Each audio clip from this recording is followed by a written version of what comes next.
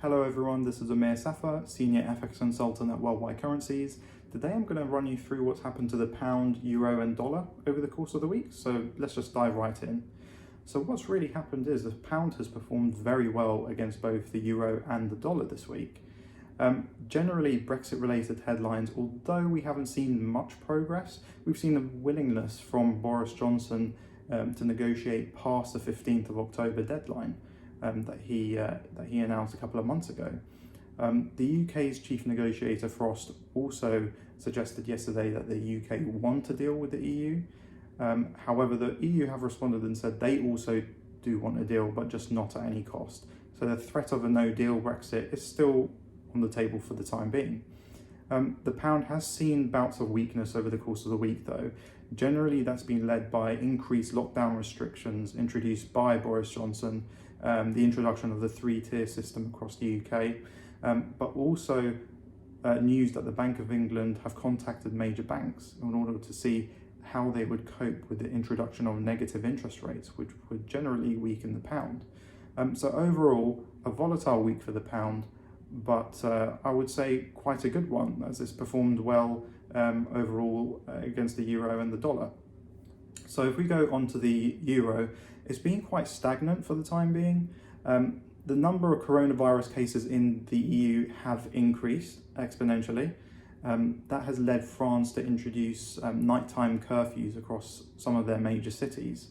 There's rumours that Germany may introduce similar restrictions. So we're going to have to wait and see what happens over the course of the next week or two. The European Central Bank President Lagarde has also said that they are willing to accommodate to the current climate, and if the recovery in the Eurozone takes a turn for the worse, then they're willing to take further measures if need be.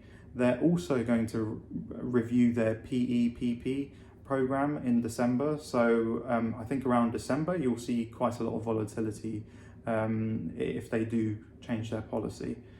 Overall, the euro has been quite stagnant. It's not performed well against the pound so much, but it has held its own against dollar due to dollar weakness, which we're going to go on to now. So the dollar's been quite weak because there's been less demand for its safe haven status. Also, political uncertainty.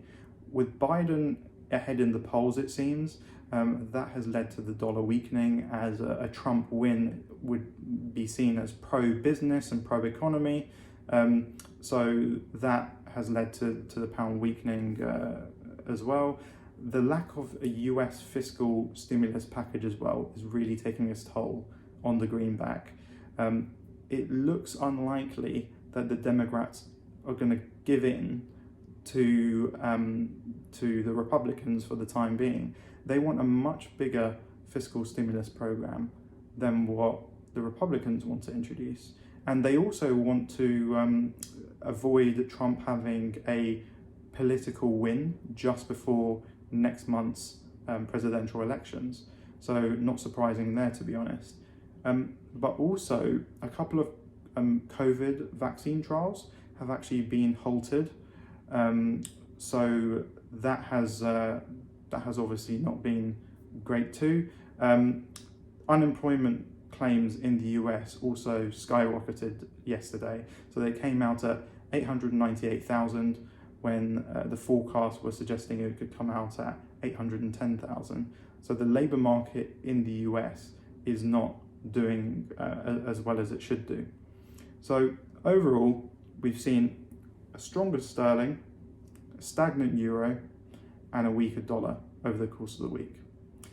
If you like this video, please like and subscribe, and I will see you next week.